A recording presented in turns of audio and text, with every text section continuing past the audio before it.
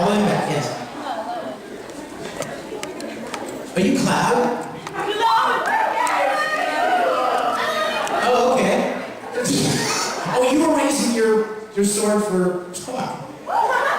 Spock. Report. I am unfamiliar with your terrain scheme. What is a sexy hug?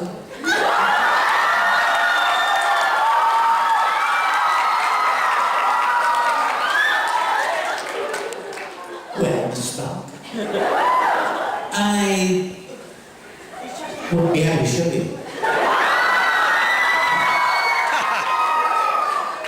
It's something that we humans do to show affection. I don't understand, but that's right. You look awesome! Great, give Spock a hand.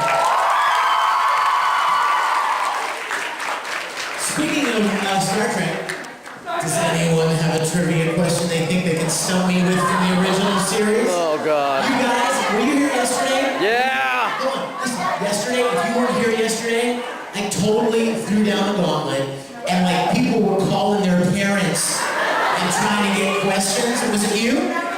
And she, like, her dad wrote in, "All right, Mr. Smarty Pants, who was the actor who played Harry Mudd?" And I'm like, "Oh, you mean Roger Carmel? Boom!" And then let's see, there were some other great questions. They were good questions, but I knew them all. It better be a good one. Wait a minute, she's got one. What's Uhura's native language? Swahili. Boom!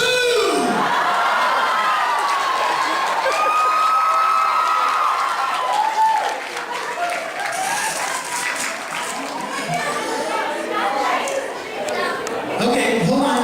Yeah, but you know what? They have to answer one of mine then. Okay, wait, Honey Senpai's got her dad on the phone.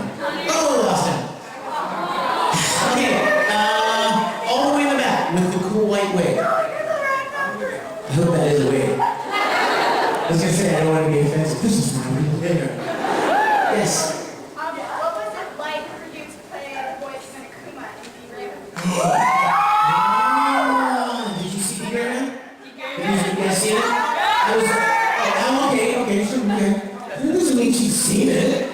That just means she made a cool costume. Okay, yes, I mean, that does mean she's seen it. See, that was one of those characters. The Akuma Clown, that was one of those characters. It's like, who is that? Because the voice was kind of really strange and weird. I love that. I also played another character that's coming up in D-Gray Man. Do you guys remember the episode, if D-Gray Man experts here, do you remember the episode with the guy that wanted to save the house? Oh, yeah. Yes. Yeah. The kind of... Yes, the strange mansion, and the guy that was kind of an architect, and he wanted to try to save it. So yeah, I played him too, and that was so much fun. But yes, thank you for asking about the Akuma because I loved him. Okay, back to that episode. Yes.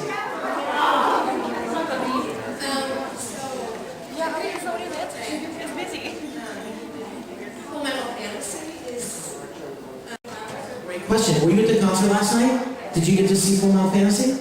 Good, I'm glad. Thank you. But that is an awesome question. You know what she asked? You heard her, right? I didn't know if she was loud enough on the speaker, but she, this is really interesting because some of the people at Funimation were kind of worried that the Japanese that own Full Metal Alchemist might be kind of mad at me for making the little live action thing that I did. And I was thinking, well, why would they be mad? I mean, it's kind of flattering, you know? That somebody would spend, that a voice actor would spend all of this time and his own money and put a lot of work into making something like this because he loves their show. So I made this thing, and Funimation was worried that that the Japanese might not like it much and be mad. Well, I got a message from someone at Square Enix. I met a couple of people from Square Enix at a convention, and I got an email one day from a guy who said, "Hey Vic, I don't know if you remember me, this is," and he said his name, and he said, "I am going to Tokyo next week to meet with Arakawa Sensei."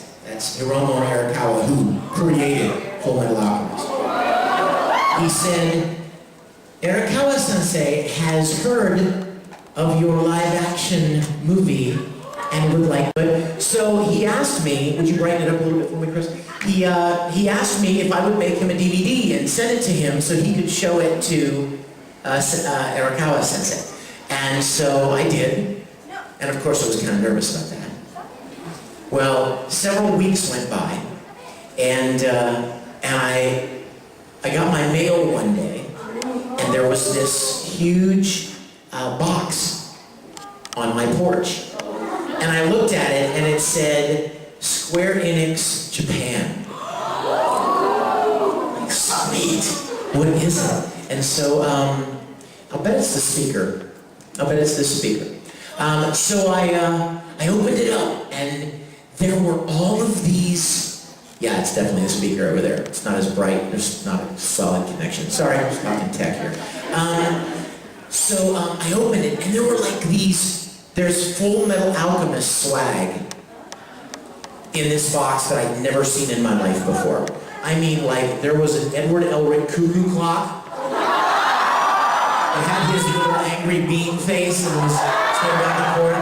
There was a Roy and Ed tea set. There was a Full Metal Alchemist calculator. And I mean, stuff that I go to a lot of conventions and I go in the dealer's room and I look around at cool stuff. These were things I'd never seen before at any dealer room. And so I'm going through this thinking, this is the coolest thing ever, right? And I pull it out, new thing. I get to the very bottom.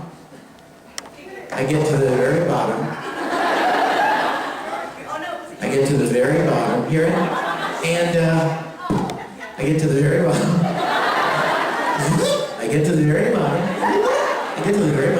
And there's a manila envelope. And I open up this manila envelope. You ready? There was an original, one-of-a-kind color drawing of Ed. Or like this. Written on the drawing, it said, to Vic, quote, Ed, I loved your movie. And it was signed Hiromo Arakawa, the mangaka of Full Metal Alchemist. So, is that on the Rangers website?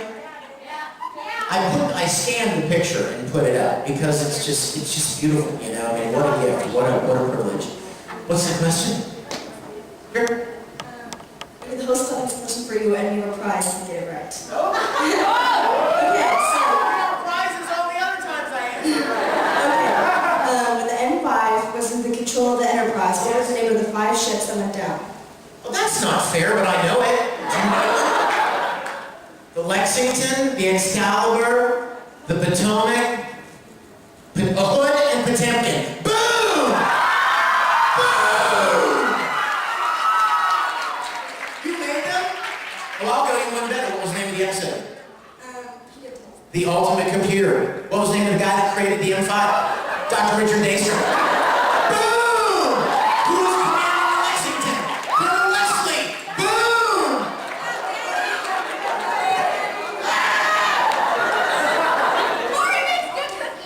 Cookie. Thank you guys, I love you. Hey, the cookies will be in my autograph session, so if you see one, you may take one. How